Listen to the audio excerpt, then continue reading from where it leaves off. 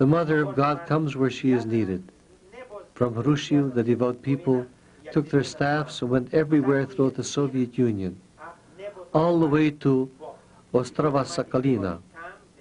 You can imagine how I wept when on May 15th, people came all the way from Ostrova Sakhalina, 14,000 kilometers from the other end of Russia. They came to bow down before the Mother of God and to pray. And most of them didn't know how to pray. They didn't know the Our Father. They didn't know the Creed. They didn't know the Hail Mary. Hail Mother of God. Here they learned to pray, and they returned Catholics. The Russians threw me out of the country to destroy me. How? As with every immigrant, they believed that immigrant life would swallow me up and I would disappear. But look, in the 2 years the Mother of God has been giving me, and it was said to me, don't think of what you're to do, don't fret about this. Go tell the people, and the people who need you will find you, and you will find them. Don't worry about this, don't doubt, for I am always with you. We have to go forth and speak and labor. I was a witness when the Mother of God was present at the Eucharist during the Divine Liturgy, the Mass. The Divine Liturgy was celebrated at Hrushiv non-stop. Here in this picture, you see the priest celebrating Mass at Hrushiv. The Mother of God was standing above us, and she took part in the Divine Liturgy, and this was something unusual. It wasn't Terelya alone who saw her. No, there were tens of thousands of people who saw her. The phenomenon of Hrushiv is this. Tens of thousands of people who saw her, and so many heard her. And the Mother of God spoke to us, and speaking to us, she admonished us and interceded for us. She prays for us constantly. After Hrushiv, there were 13 more apparitions in Ukraine. There were 14 in all. The Hrushiv apparitions are still taking place. Are they going on now? Yes. There are some who say that when the church in Hrushiv was handed over to the Russian Orthodox Church, the apparitions stopped. This isn't true. Those who don't believe in God are saying this. To say that the Mother of God appeared only to Catholics is also not true. The Mother of God appeared to everyone. She appeared to them that they might convert, that they may change their ways. On May 12th, the Mother of God said this to me, do you love life? Are you always walking the road of life? But you're very disturbed. She had told me this so many times. You're not at peace with yourself. You want to do everything all at once and to convert everyone to my Son.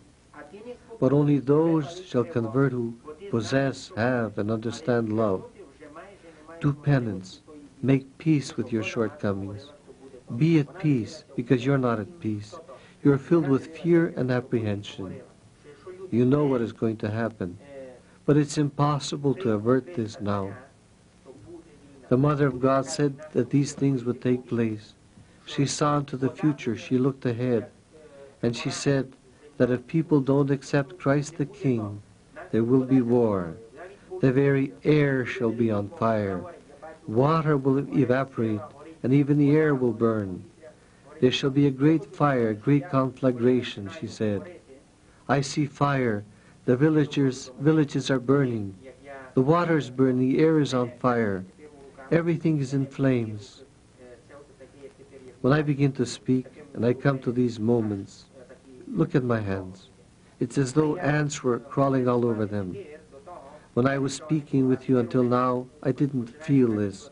But now everything is pulsating in my hands. And this happens every time when I speak of what she said. And after this, I become very ill. When I just tell a story, nothing happens. But afterwards, when I begin to speak, I don't know where it comes from, but my entire body begins to perspire, as though I were charged with electricity, pulsing through my whole body, and especially my hands become numb. How do the apparitions of the Mother of God take place in other places, in the same fashion? It often happens that as people are praying and of a sudden a nun or a woman is walking among them, it's only when she leaves that the people become aware of who it was that was among them. It's then given them to understand when she has already left. And there were so many sick among those present, and people became well. And she spoke and she told the people to believe, to accept their sufferings, to love one another, to make their peace with each other. And I'm speaking of events that are taking place daily. If people sin, we're always sinning. At times, I would stop to think, to ask myself, but what language is she speaking? There were so many different peoples, and they all heard her.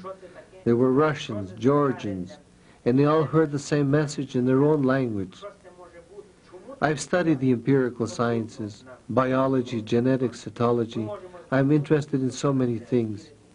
Yet when I stopped to analyze everything, I understood her in Ukrainian, but at the same time she was speaking to all of us. And there were Georgians there, Armenians, and they heard her in their own tongue. What does that mean? Is this a translation? What can it be? It's difficult for us to grasp this with our human mind. We can only understand one thing. We have to believe and pray and change our lives. The Mother of God is saying, offer up of your well-being, your life, your peace. After original sin, sacrifice is the principal law for mankind. And this is what Christ the King proclaimed. Remember that sin is forbidden pleasure. The Mother of God says so much about this. Each one of you must take part sincerely in the sufferings of Jesus. By this will you redeem those who have fallen into sin. Don't doubt of this. Don't fear, but pray, and pray constantly. Publicly acknowledge Jesus. Don't be ashamed to make the sign of the cross, and prepare yourself for great persecutions and for new sacrifices. And only the Mother of God directs all of this. Take a look at the events in the Philippines. Yet really few know what happened in the Philippines. The Catholics came out into the square in mass, and not one soldier fired his rifle. That's a fact.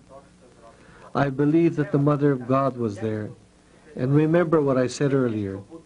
The time shall come when the Mother of God will act in like fashion in the Soviet Union. Not one soldier will fire. The people will pass by. All the divisions will pass. The fact that there were communists who shot and killed, all this will be a thing of the past. And people will then turn a new page of their lives. And with this shall begin the progressive renewal of mankind. I believe this, and it's still to come. None of the political groups that are making a lot of noise will ever achieve anything. Nothing will come of all their activity. Only what God does will remain. Remember His words. Whatever is not built not in His name will not be built by Him. Where you build in my name, there will be truth. And this is what will happen in the Soviet Union, in Ukraine. The Mother of God says that Ukraine will be an independent state in the next 10 years. This is a fact. Remember my words. Who doesn't believe this, doesn't believe the Bible, doesn't believe Christ the King. When I met the Holy Father, the first thing that the Pope had asked me was, how is your wife? How are your children? How did they fare when you were in prison? I had a 43-minute audience with the Holy Father, and there was no one else present. Then the secretary, Father Sebastian, came in. He was my contact person. And I'm in contact with the Holy Father, with the Pope even now. We have a close, ongoing relationship. I hope to be in Rome this fall, and I hope to speak about Fatima and Hrushiv, and I will tell the Pope that now is the time to consecrate Russia to the Mother of God, to her Immaculate Heart. I had been fortunate to receive Holy Communion from his hands during the celebration of our Ukrainian millennium.